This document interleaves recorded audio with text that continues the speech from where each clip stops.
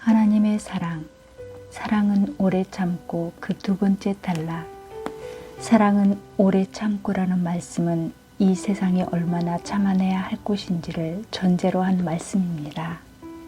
상대를 깔보고 욕되게 하는 것을 모욕이라고 하는데 이와 같은 일을 자행하는 이들을 드물지 않게 만나게 됩니다. 어떤 사람들은 불공평하고 부정직하게 타인을 대우하는 방식으로 멸시합니다. 그렇게 할 때 누구나 모욕을 느끼게 되고 견디지 못하는 사람에게는 더 흉악한 죄악으로 이어지게 되는 것입니다. 타인에게 손해를 입히거나 상대방의 무지를 악용하여 무엇인가를 갈취함으로 분노를 일으킵니다. 때로는 상대방을 향해 진실되게 말하지 않거나 행동함으로써 타인을 낮게 취급하고 자존감을 무너뜨리는 경우도 있습니다. 이런 일들 모두가 참으로 부끄럽고 사랑과 하나님 앞에 수치스러운 일입니다. 이처럼 이 세상은 언제나 오래 참음이 요구되는 곳이라는 사실을 깨닫게 됩니다. 사랑은 오래 참고라는 본문의 말씀을 우리가 대할 때마다 그대는 지금 그 사랑으로 살고 있는가? 무엇보다도 오래 참음으로 살고 있는가라는 물음과 도전을 받게 됩니다. 사람들 사이에는 서로를 말로써 악평하고 비난할 때가 있습니다. 타인의 귀에 불쾌감을 주더라도 자신에게 유리한 방향으로 험담함으로써 타인을 기어이 궁지에 몰아넣습니다. 때로는 사람들이 그런 말을 솔깃한 소리로 듣습니다. 일반적으로 그런 유의의 부패성이 사람들 사이에 있습니다. 하지만 이웃에게나 형제에게 대하는 이런 모욕적인 말들이 태도는 매우 위험한 짓이며 누군가로 하여금 더욱 커다란 죄악을 불러일으키게 될 것입니다. 특히 말로써 타인에게 모욕을 주는 것에 대해 하나님은 악행으로 규정하십니다. 다른 어떤 죄악보다도 더욱 심각한 범죄로 취급하십니다. 언어 생활에 제약되고 부패한 요소들이 침투한 이유로 인간의 언어 생활에서 오래 참아야 할 일들 적지 않다는 것을 알 수 있습니다. 사소한 일을 크게 부풀려서 다른 사람에게 해를 끼치는 경우 습관적으로 다른 사람을 경멸하며 악하게 생각하기를 좋아하는 경향이 있습니다. 그런 생각들이 대화로 흘러나와 다른 사람에게 전달되면 걷잡을 수 없는 해악을 일으키게 됩니다. 그 외에도 악한 행위의 처사들이 있는데, 즉 자기 중심적인 행동과 생각으로 자신만이 유일한 기준이라는 식의 오만한 태도입니다.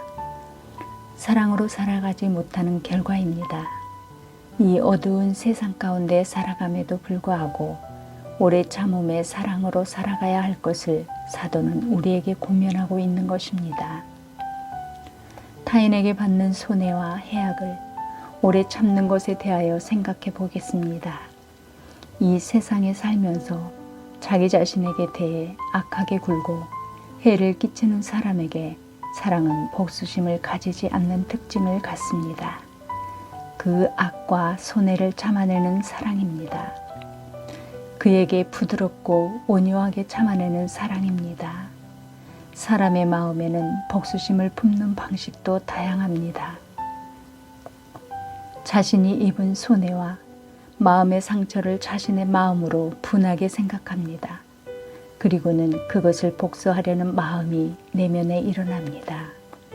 자신이 얼마나 분한 마음이 있는지를 사람들에게 과시하려고도 합니다. 그러면서 타인을 낮추고 비난하는 경향이 있어서 또다시 타인을 멸시하는 일이 확산됩니다. 그렇게 복수하는 것입니다. 그렇기 때문에 오래 참음의 사랑은 타인에게 대하여 그렇게 분노하는 마음과 비난하는 마음을 가지지 않는 능력을 내면에 품게 합니다. 그것은 직접 복수심을 품지 않고 타인에게 손해를 끼치지 않으려는 사랑입니다.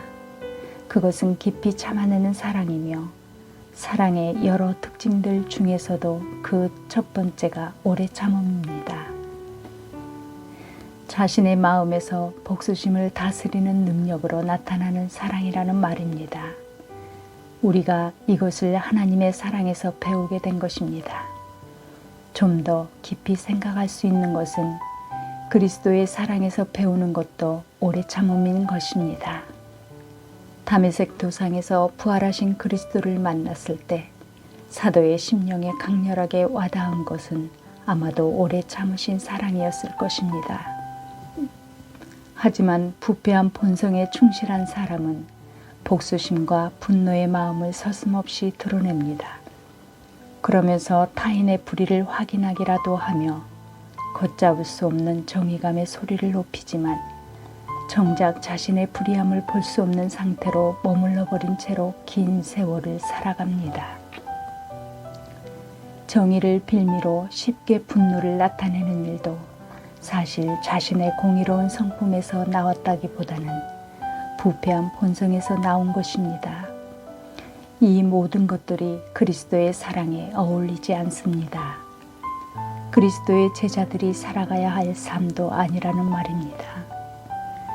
그리스도인 삶은 일그러진 얼굴이나 거친 말이나 포악한 행동이나 거만한 표정, 분노한 욕설, 혈기 넘치는 몸짓들, 사나운 행동이나 막말들은 모두가 그리스도의 사랑에 결코 어울리지 않습니다. 오히려 정반대이며 얼굴색이나 행동, 마음가짐에서 평정심과 조용함과 그리고 자비와 긍휼의 향기를 풍기는 것입니다. 이것이 사랑의 능력이며 특징입니다. 때로는 어떤 면에서 형제를 책망할 경우도 있습니다. 하지만 결코 무례한 태도로는 하지 않아야 합니다. 그것은 그리스도의 방식이 아니기 때문입니다. 그리스도의 방식은 오래 참음의 방식이요 사랑의 특징입니다. 누군가를 사랑하지 못하게 하는 마음의 장애물이 있을 때 사랑은 그런 장애물이 마음에 끼어들지 못하게 합니다. 사랑은 적극적으로 그런 장애물에 대처해서 미리 방비할 능력이 있습니다.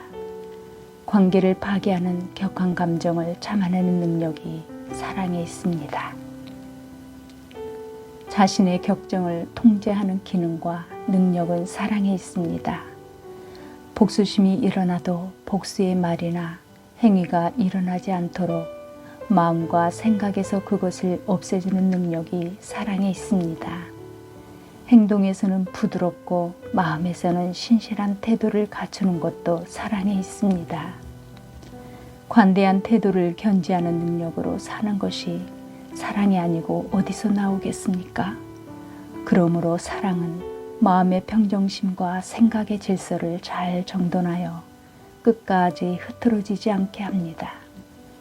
타인에게 모함을 듣거나 부당한 일을 당할 때에도 어떤 부당한 변명을 하려고 할 때에도 사랑은 무례한 일을 저지르지 않습니다. 오히려 그럴 때 사랑은 화평의 마음을 유지할 수 있게 합니다. 그래서 사도가 이렇게 말하고 권면했던 것입니다. 너희가 피차 소송함으로써 너희 가운데 이미 완연한 허물이 있나니 차라리 불의를 당하는 것이 낫지 않겠느냐. 서로 피차 소송을 하고 싸우다가 더욱 깊어진 허물로 살기보다는 오히려 그 해를 입었을 때 원수들의 해악을 오래 참으라는 말씀입니다. 허물이 깊어지게 하는 소송이 무엇인지는 상황마다 다르겠지만 성도 간에 이러한 일들이 거린독 교회에 있었습니다. 그러니까 오래 참음의 사랑으로 그 부끄러운 짓들을 그쳤어야 했다는 말입니다. 그러면 어떻게 오래 참습니까? 사랑의 속성은 그 사랑의 대상을 닮아가게 하는 경향성이 있다는 데서 답을 얻게 됩니다. 결국 사랑하는 사람들은 사랑의 온천인 하나님을 닮아가는 사람들입니다. 오래 참음을 요구한 이 사랑은 그래서 거듭난 사람들에게 주어진 말씀이라고 할 수 있습니다. 하나님의 사랑을 경험한 사람들만이 오래 참음을 진정으로 아는 것입니다. 그들은 그 사랑을 할 수 있는 사람들입니다. 출애굽기 34장 6절에서 여호와께서는 자비롭고 은혜롭고 노하기를 더디하시고 인자와 진실하심이 많은 하나님이시라고 찬양합니다. 로마서 2장 4절에서도 내가 하나님의 인자하심이 너를 인도하여 회개케 하심을 알지 못하여 그의 인자하심과 용납하심과 오래 참으심을 멸시하느냐라고 책망했습니다. 그렇습니다. 우리는 하나님의 백성들로서 오래 참음의 사랑을 누리고 오래 참음의 사랑을 닮아가는 사람들입니다. 이미 충분히 닮은 사람은 없겠지만 그리스도인은 누구나 그 사랑을 닮아갈 사람들이며 닮아가는 과정에 있습니다. 그리고 오래 참음의 사랑을 필요코 경험하게 될 것입니다. 우리 지금 스스로에게 실망스럽기도 하지만 낙심하지 말고 끝까지 오래 참음의 사랑 안에 살아가야 할 것입니다. 무엇보다도 사랑은 영원한 가치가 있기 때문입니다. 사랑을 아는 사람들은 오래 참아주신 은혜를 아는 사람이며 감사하는 사람들입니다. 늘 그 사랑을 보답해 드리고 싶은 마음도 거기서 나온 것입니다. 사랑을 아는 사람들은 지속적으로 그 사랑을 담고 싶고 그런 마음가짐으로 살아가기 때문에 사랑에 비쳤다는 결론에 도달하게 됩니다. 끝으로 하나님의 섭리를 고난 속에서 인식하는 것도 유익합니다. 어떤 상황이든 신앙은 하나님의 섭리를 받아들이고 그분의 섭리를 의식하는 자세를 갖춥니다. 이성으로 확인된 하나님의 손길만을 생각하지 않습니다. 숨은 하나님의 손길도 의식하는 것입니다. 대개 사람들은 자신에게 유리하고 자신에게 좋은 상황만 하나님의 섭리로 생각하기 쉽습니다. 하지만 사실 우리가 고난과 어떤 악한 상황을 만나더라도 하나님의 섭리를 의식할 수 있어야 합니다. 아무리 악한 상황이라고 할지라도 합력하여 선을 이루어 가시는 하나님의 역사를 의식하는 것이 신앙입니다. 신앙의 이 방식은 오래 참음의 중요한 원리입니다. 하나님의 비밀한 사역 중에서도 하나님의 섭리 사역은 무궁무진합니다. 이 사실을 깊이 의식하는 것보다 중요한 일은 없을 것입니다. 그러면서 그리스도인은 온유한 마음과 오래 참음을 이루어 가는 것입니다. 오래 참음은 아무런 생각도 없이 참는 것이 결코 아닙니다. 결코 그렇지 않습니다. 남다른 의식이 있기 때문입니다. 그 깊은 하나님의 섭리 사역을 의식하는 신앙을 가져야 한다는 말입니다. 거기서 오래 참음의 사랑이 흘러나오는 것입니다. 누구나 개념 있는 행동에는 언제나 그에게 남다른 의식이 있었기 때문입니다. 남다른 깊고 높은 의식이 있는 것입니다. 그것은 바로 하나님의 섭리를 확신하고 그 하나님을 신뢰하는 데서 나오는 복된 의식입니다. 오래 참음은 멀리 하나님의 섭리 사역을 의시할 뿐만 아니라 가까이에서 하나님의 사랑을 경험하고 사랑함으로써 얻게 되는 결과입니다. 오늘의 기도. 하늘에 계신 우리 아버지여, 이 땅에 독생자를 보내주신 일도 이 땅을 무서운 재앙으로 심판하시는 일도 오래 참으신 사랑과 충돌하지 않았습니다. 사랑의 특징 중에서도 가장 어려울 것 같은 오래 참음을 통하여 우리의 심령에 도전을 주셨습니다.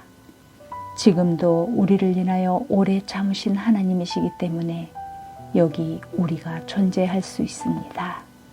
살다가 지칠 때에도 회복의 길이 하나님의 사랑, 그리스도의 사랑에서 시작되게 하여 주옵소서. 주 예수 그리스도의 이름으로 기도하옵나이다. 아멘.